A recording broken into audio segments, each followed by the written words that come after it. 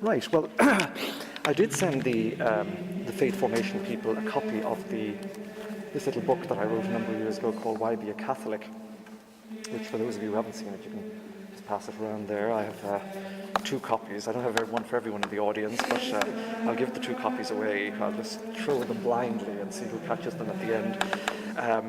It was written at a time when the church was in grave crisis, around 2010, 2011, when the string of reports came into existence, and the Pope, the then Pope, Benedict XVI, was under siege, as if they needed that as an excuse to put him under siege.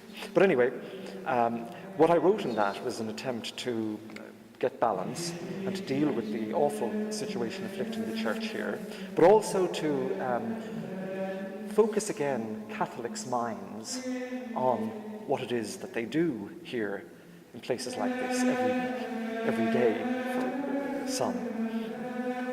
And so I thought it would be a nice little thing to do that in the context of all the other awful stuff. And I think it worked quite well, actually.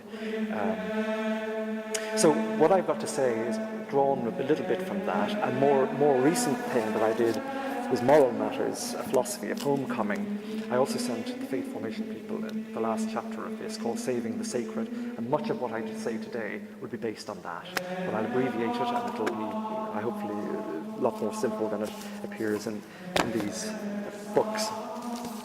The problem as I see it today is that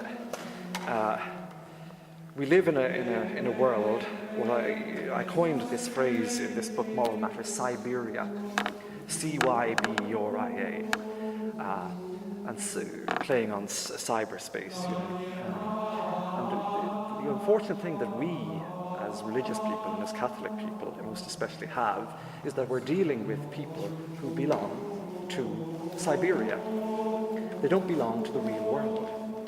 And everything about Catholicism and everything about this place is real. This is the great irony about those who criticize religious people for being airy-fairy or given to magic and illusion and staring at the skies, vainly.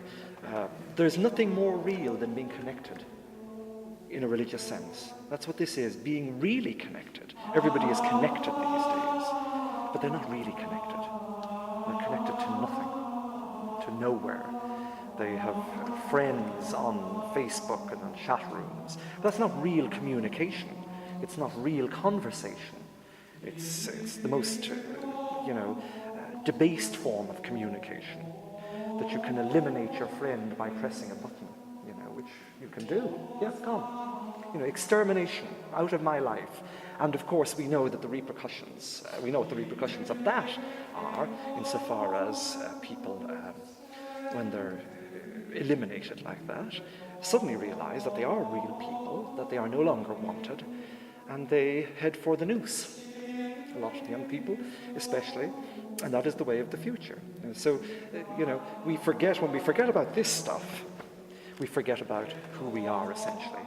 And I think the thing that the religious, those given to the religious mind and sensitivity,